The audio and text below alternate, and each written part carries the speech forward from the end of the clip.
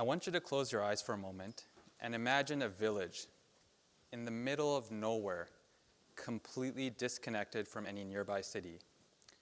And I want you to imagine that this village has lots of cows because it's a farming village. Now open your eyes. In 2017, I had the good fortune of visiting a village just like the one I've described in eastern Pakistan in a place called Kapro. And during this visit, I met a young, remarkable, resilient young woman named Fatima. And Fatima and her family live in what can only be described as a mud hut with its imperfect walls and flimsy straw roof. But it's her home. And Fatima's reality of being off the grid, something that we may view actually romantically or even enviously as this nature-oriented, organic, disconnected lifestyle, is actually a very harsh reality. Because Fatima doesn't have access to electricity, and because she doesn't have access to a reliable energy source, she's not able to be productive in the evening when the sun sets and it's completely pitch black outside. And the children in the village are unable to do homework because it's just too dark. Sadly, the women in her household specifically have to spend hours every day going out collecting firewood to then bring back home and burn to prepare meals multiple times a day. And for all of us sitting here in Toronto, this should sound outrageous that someone in the 21st century is spending hours collecting firewood to prepare meals. And then tragically, when Fatima comes home, the tragic end to this part of the story, she prepares these meals in this open flame. It fills her mud hut with this thick, billowing smoke. She keeps inhaling it, and it damages her lungs for the rest of her life. Now, I should pause here and say my talk is not going to be that depressing. I promise it's going to be much more hopeful. But I wanted to paint a picture of Fatima's reality, and not just her reality, but the reality of 3.5 billion people around the world who do not have access to clean, reliable energy. They, in many ways, are forgotten people. And as we living in the developed world with our endless comfort and unlimited, reliable energy, as we're having these debates about a greener future, and we're talking about renewable power, we're talking about things like wind and solar and hydro and geothermal, what we're doing is we're conveniently neglecting the reality of Fatima and people like her, for whom these usual sources of renewable energy are just too costly. They're not practical, the infrastructure is simply not there, and it's not feasible. But there is a solution that is feasible today. And it happens to be based on an input, a source that is completely free and completely abundant. Sound too good to be true? Fatima has access to it in her home. The people in her village have access to it on their land. All of us have access to it too. In fact, we flush it down the toilet every single day. I'm talking about waste, excrement, feces, poo, poop. It's called a lot of things, but sadly the one thing that it's not called is a sustainable energy source, which is exactly what it is. I'm going to rewind the clock a little bit. In 2015, I was in business school looking to start a new professional career and a new journey. And when you're in business school, the thing to do is you join business competitions, right? Everyone's very competitive, you join these competitions.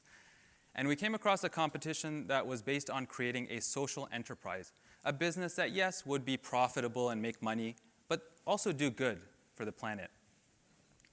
We put together a team, we started researching and scouring all sorts of sources to find an idea that was really interesting and impactful and definitely unique because we're business students, we're competitive, we wanted to win this competition, and we thought it would be really important to stand out.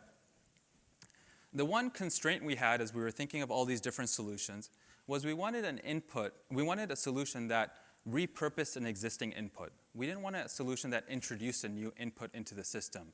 And so we were thinking about things like a circular economy, recycling, all these things were percolating in our mind. And then I came across a paper that, unbeknownst to me, would completely change the trajectory of my life. Up until then, I had a very traditional career path, and it just took a left turn.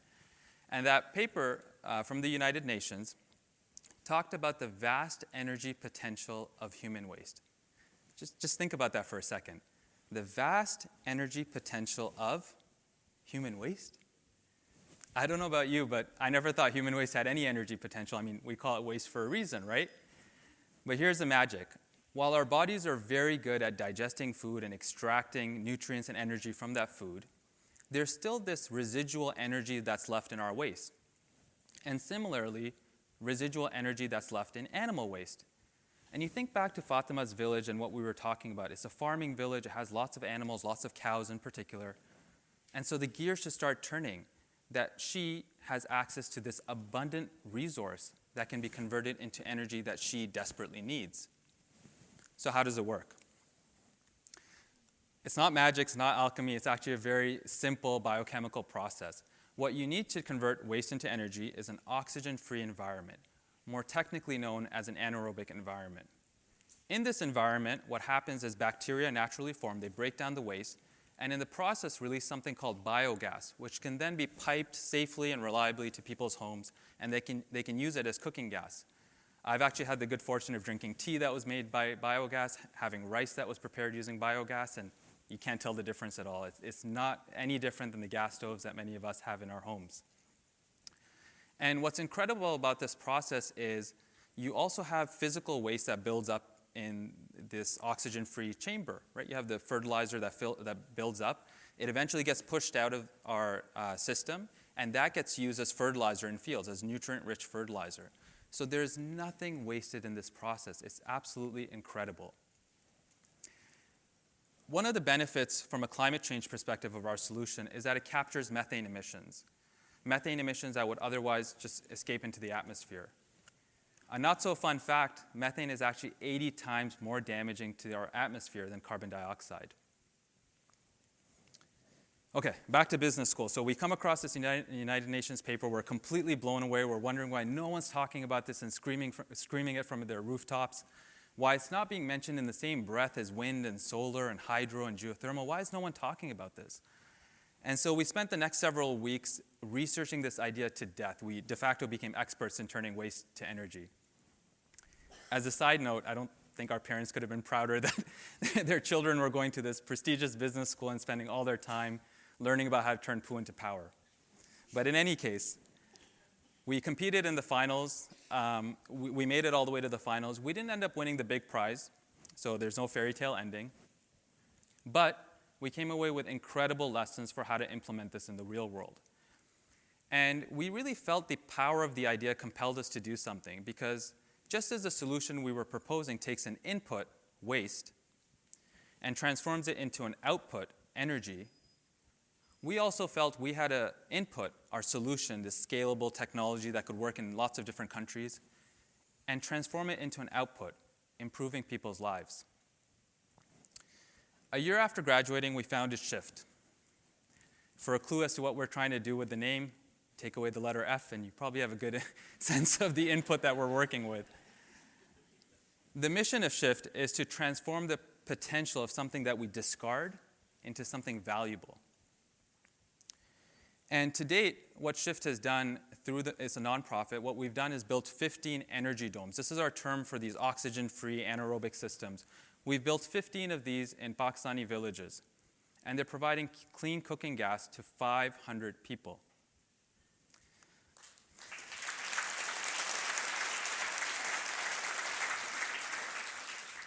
For the first time, people like Fatima and her family have access to clean, reliable gas. They don't have to spend hours collecting firewood. They don't have to spend hours inhaling all of that dangerous wood smoke, and we're doing something that's better for the environment.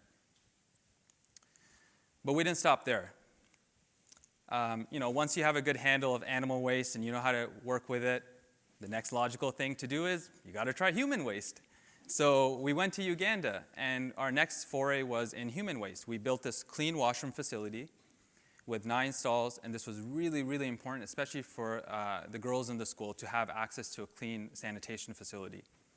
So we built this washroom for them, and then we collect the human waste, and through the same process we've described, transform it into clean cooking gas and energy for that school. That school can use it in their cafeteria to prepare meals, and they can use it for heating in the school as well. And that school also has 500 students, which is just incredible if you think about the power of this solution. You're taking an input that is completely abundant and transforming it into an output that is very, very valuable. Well, we're simply scratching the surface. While we're really proud of what we've done to date, this is just the beginning of what we think could be a global energy revolution based on waste. When we talk about renewable energy sources, we have the four that we're most familiar with: wind and solar and hydro and geothermal. We think of waste as a potential fifth pillar in our renewable energy future. And the solution, waste to energy, is not something that simply works in far-flung places like Pakistan and Uganda, places we may never see. But it's actually something that works in big cities too, including our own. The City of Toronto is actually piloting a project as we speak that collects the organic waste from our green bins, the ones we all have in our homes, and converts it into renewable natural gas that is then used to power vehicles like garbage trucks and also to heat homes. And you just imagine the scale of something like this, again, using an input that is completely free and abundant, in this case, organic waste. A second example. I don't know how many of you knew this, but for the past 5 years, the City of Waterloo very diligently and meticulously and carefully has been collecting dog poop.